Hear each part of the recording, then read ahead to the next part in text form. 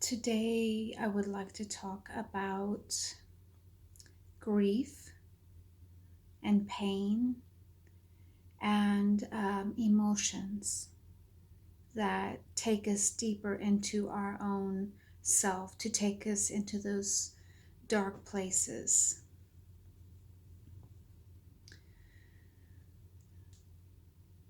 Sometimes, in specific lifetimes, we avoid our emotions.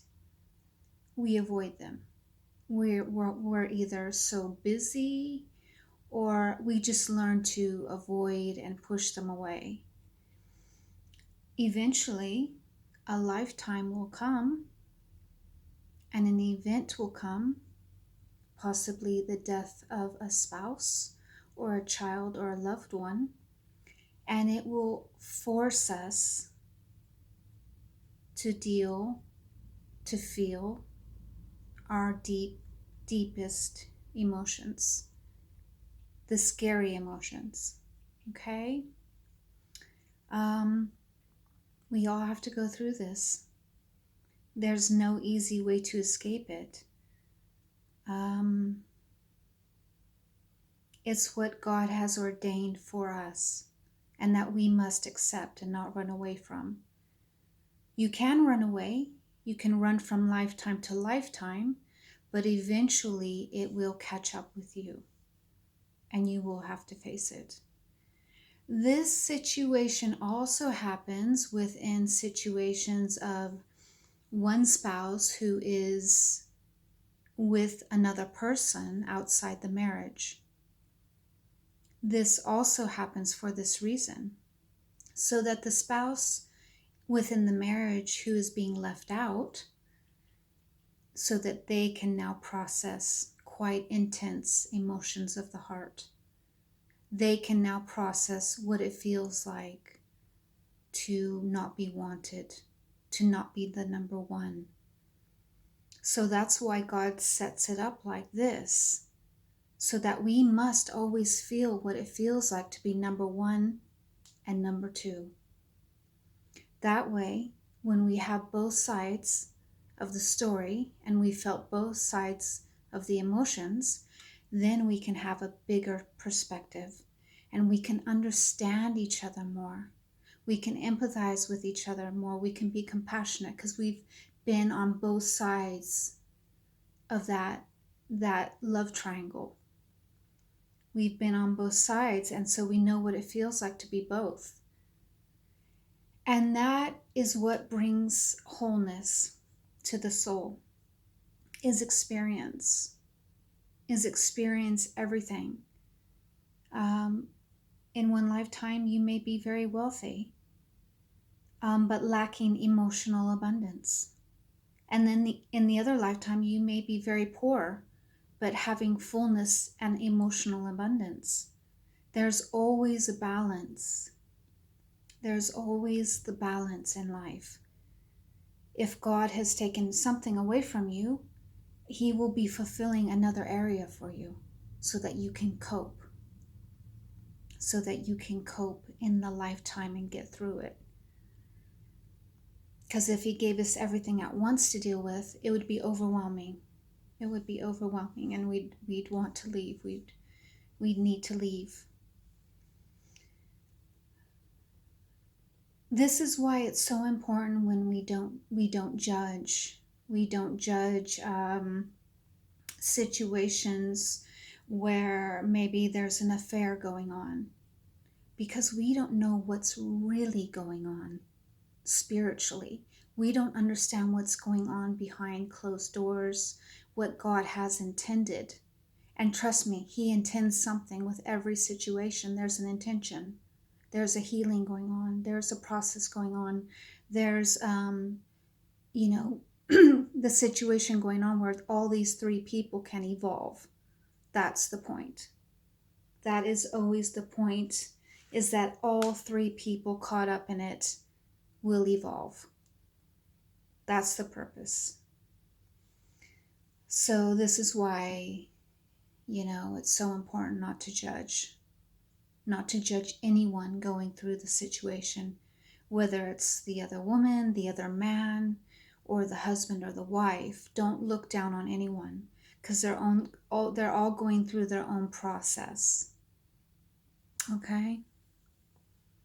They're all going through their own process of what they need to learn in that lifetime.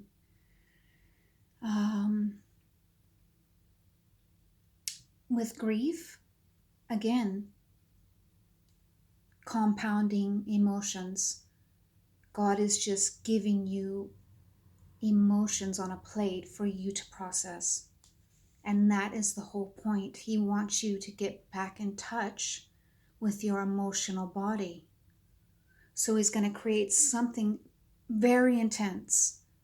He's going to create something very intense to push you into facing your emotions, into dealing with your emotions, into dealing with yourself. Because that's where you learn about yourself, is through your own emotions. You learn about yourself when you have to deal with really intense emotions. And that's why these things happen. These intense moments happen in life. Even like a car accident. Because what it does is it stops you in your tracks, and it forces you to have alone time with yourself, quiet time with yourself and your emotions, and to start processing stuff. To start processing everything in your life. Processing.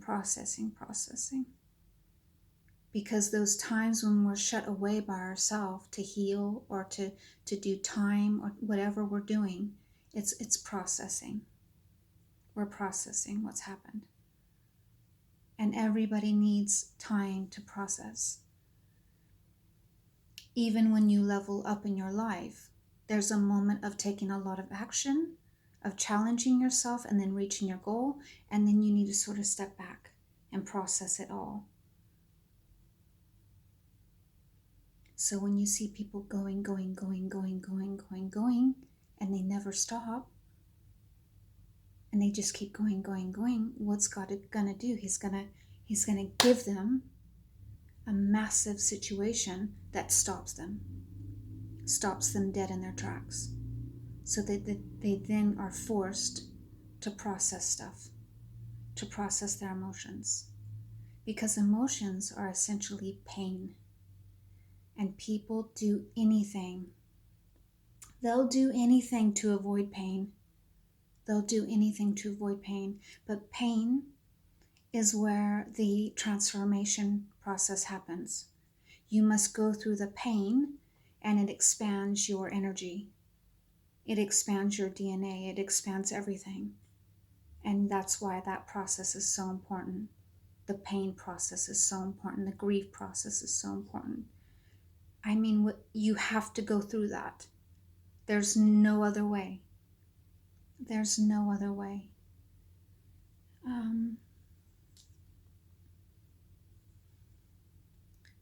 You will get to a point where you have to just trust in spirit. You will get to a point where he'll keep throwing things at you, challenges to stress you out, and there's going to be a point where you just got to go, okay, I'm not gonna stress over it. I'm just gonna let God handle it, and whatever happens, and I'm okay, because it's more important to not be stressed, to not be stressing yourself. That's more important, is just to relax and let whatever unfold. Of course, when you're dealing with challenges, yes, you're building up to a stressful moment, and that's normal. But when you're just stressing over little things that keep happening, that's not normal. Let things happen and know that it will get fixed. It will work out. It will get fixed. Whatever it is, whatever that little thing is, it will get fixed. Don't worry about it. It's not worth your energy. It's not worth your pain or your stress or your worry. Don't worry about it. And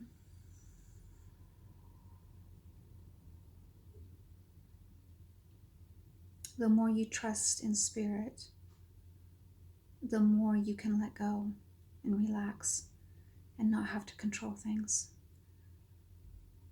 Because you know that spirit's going to handle it somehow, some way. They're going to handle it. They're going to handle it. They're just testing you. Spirit is testing you because they want you to start having faith. They're testing you all the time. They test you.